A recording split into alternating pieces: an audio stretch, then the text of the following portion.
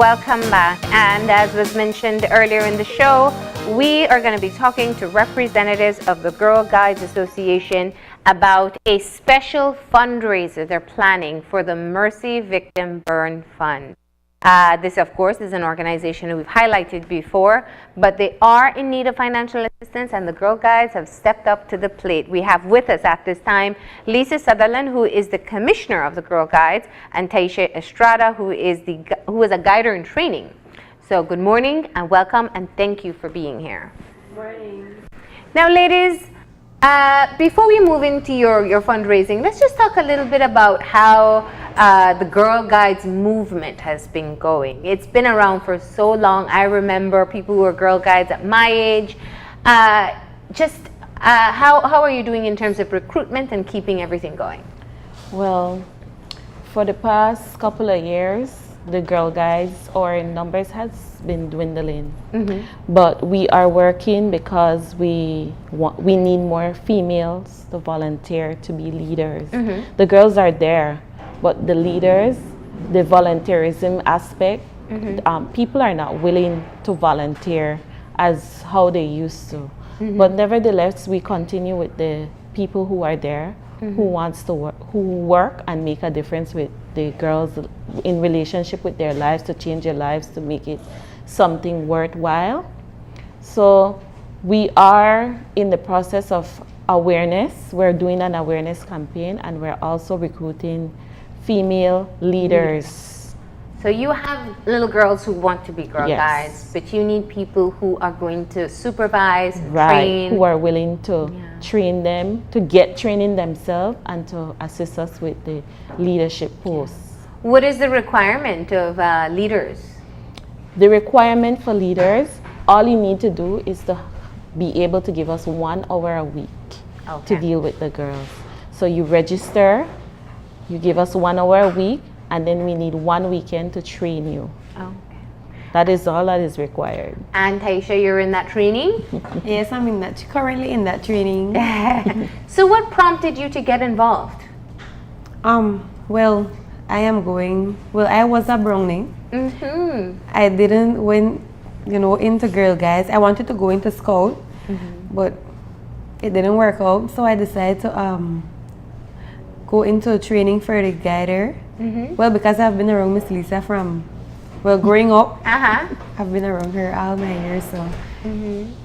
And, I think it's important. I know we'll get into the fundraiser, I want you to know, but I think it's important. When I heard Girl Guides the other day in the news, I said, man, we haven't had a conversation with you all in a while. True. We know it's still going. We still get to see the girls in their uniform every now and again in a uniform parade. But it's such an important organization in helping to shape girls into leaders and helping them understand, I see on your t-shirt, their own potential. Yes. What do you find to be the benefit that the girls find in coming together once a week to be a part of this organization? Why are they drawn to Girl Guides? I think it's a relationship you form along with them as the leader.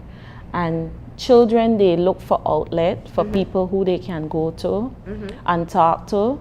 Because sometimes when something is happening, they don't willingly go and tell the parent, this is what is affecting me. Yeah. So that is where the Girl Guides come in. We not only teach them life skill, but we also deal with things, societal issue and things like that, so that we can help these girls become leaders of our community and then leaders of our country. There are lots of prominent people who came through our Girl Guide system, who are in prominent position in government, in schools, in churches and places like that, who got their background from the association. So those are the people that we are looking up to and looking forward to come back and give service within an organization which help you develop to become the person you are. That's true. And what has been the experience of training to be a guider? Well, the experience has been good so far. Well, I believe most of the girls know me. Mm-hmm. And then, I know them as well. Mm-hmm. Miss Lisa is my head trainer, so I'm under her. But is it difficult to work with the girls? I mean, what are some of the important aspects that you have to develop for yourself so that you can work with the girls? Okay, because most of the girls know what is expected of them, they don't give us a hard time. Okay. They're very respectful, they're mannerly, they know when to get things done. Well, we will play with them, you know, we will let them have fun. That's one thing, you know, we build that relationship with them, like to know that we are there, we are here for you. Okay. That is what the Girl Guides do. Okay, nice. Now, let's talk about what prompted you to get involved in fundraising for the Mercy Victim Burn Fund. I think what we saw on the news as we sat at home on October 4th was very devastating to me. And I really felt it because I said that I don't think that children deserve to have been in an incident like that. They didn't cause that. And I think as a society, sometimes we sit back and we take things for granted and think that it could never happen to us. And what I want to tell people, when I saw that news footage, I was distraught to think that somebody or some could do something like that. So I went back to my organization and we initially had a plan to do a fundraising barbecue. And then when we heard that Mr. Smiling was doing it, I said, okay, maybe we still have to do something. I was approached by Miss Estrada and she came up with the idea of a telethon/fun day, and she asked if our organization would be willing to champion the cause. And I said to her, definitely, because we were, as an association, we all felt that we needed to do something. So she came with all her ideas and I put the ideas, I made a plan and I showed her how we can take this from just an idea to reality. So I assisted Miss Estrada and we planned a full day of activities from 10 to 4. And it is a telethon/fun day. Yes. So you can be actively involved in the activities that are taking place there, but most importantly, come and donate some funds. Even if it's something small, you can call in. There will be toll-free lines there from BTL. You can call in and you can pledge, or you can come yourself and come and drop your donation. It doesn't matter how small it is, how large it is, we will accept everybody's donation. Now, the Mercy Victim Burn Fund, I think, is one that we don't talk about that often. And of course, the situation with Empress and Ian highlighted just how important it is to always have funds available. What has been the conversation so far with Ms. Burke from the fund itself? And we know they have to recover what was spent for Ian and Empress, who unfortunately did not survive. So you're looking at replenishing, is that your aim, just to replenish what was spent on them, or to be able to have a good startup fund as well? Well, we want a good startup fund, and I want to stress that our motto as Girl Guide is always to be prepared. Yeah. And we believe that we need to put back that funds that was there, that was replenished, because if any incident happened to anybody else, that fund needs to be there to take them for medical, to cover medical expense. And I want to reiterate that this could happen to anybody. You might sit there and think that, oh, burn victims have enough money. No, they don't. They always need money. They always need some people to contribute to make that fund available for whenever an incident happens. It could happen to you, it could happen to your neighbor, it could happen to your friend, and you would want somebody to help you. That's right.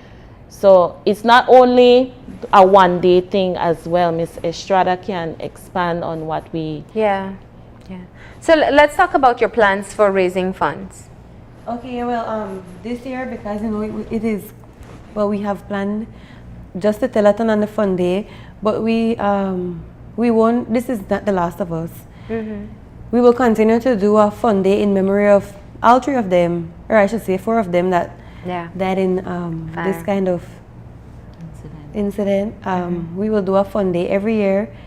We can't promise we're going to have it around this time every year, but it's something we're going to do annually. We won't do the telethon annually, but just a fun day. Okay. This year we decided to do the telethon and a fun day because maybe we don't make as much from the telethon, but you know the fun day we'll have different stalls out there. We'll be selling different different things, pastries and stuff like that. All right. And so let's talk about the numbers, the phone numbers, who you're partnering with to ensure that you have a successful event, and most importantly, why people should show their support. Okay, BTL is going to give us some toll-free 800 numbers. Okay. They have not released the numbers as yet. Okay. But the numbers will be televised. Positive Vibe is covering it, will air it for us, and we are thankful for them, and also BTL. And we do have other sponsors who have stepped up to the plate to tell us, okay, we can help you in this way, and we appreciate all the help that we have gotten so far. Okay. And people can stop by and drop off donations as well. You'll be prepared to take those and purchase from your different stalls that you'll have in place. What are going to be available? What's going to be available? Out there we'll have Nacho World. We have goodie bags from Sweet Indulgence. We'll have the mascots from Suncast. We'll have face painting, picture taking with the mascots. We'll have a bouncy house from Kaya Katoos. We would like to thank her for that. We'll have soft drinks on sale. We have water on sale from Boyne and Boyne. And they were on board from the get-go. Yeah. We want to thank Boyne and Boyne because they did not hesitate when we approached them. They willingly said, yes, we're on board and we will go ahead and assist you any way we can. And anybody can come and participate in the fun day, the activities that you will have? Yes. It's for kids, right, though? It's kids and adults. And we want to say that Travelers has also volunteered to be out there as well. Okay. And all the organizations that are going to be out there are going to be donating everything to the Burn Victim Mercy Fund, and all the proceeds we get from out there will go to the fund as well. Okay. I am, what I do have to say at this point is that kudos to the Girl Guides Association. The story of Ian, Empress, and Aaron affected all of us greatly. What you have done is take it to the other step. And you're absolutely right. We do not want this situation to ever repeat itself. But in the event that it ever does, whoever it happens to, will need the assistance of this organization. So you're taking a step that is absolutely necessary and doing something out of this sadness. So we appreciate that, and we wish you the best of luck come Saturday.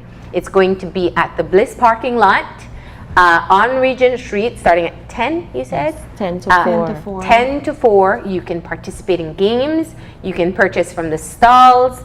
You can go out and just have a fun day, or you can just go and drop off some much needed finance to the Mercy Victim Burn Fund. Thank you so much for joining us. And I'm sure then people can sign up to be a part of the Girl Guides as well. Of course, you can register out there to become and volunteer to be a leader. It's not much of your time we're going to take, and we do need people to influence the girls to change what is happening in our society. Absolutely. So come out there, you can register and be a part of the association. Even if you can just give us 1 hour a month, we will take you. Okay. All right. Well, thank you so much. We're going to go ahead and take that final break. And when we come back, we'll have our wrap up. So stay tuned.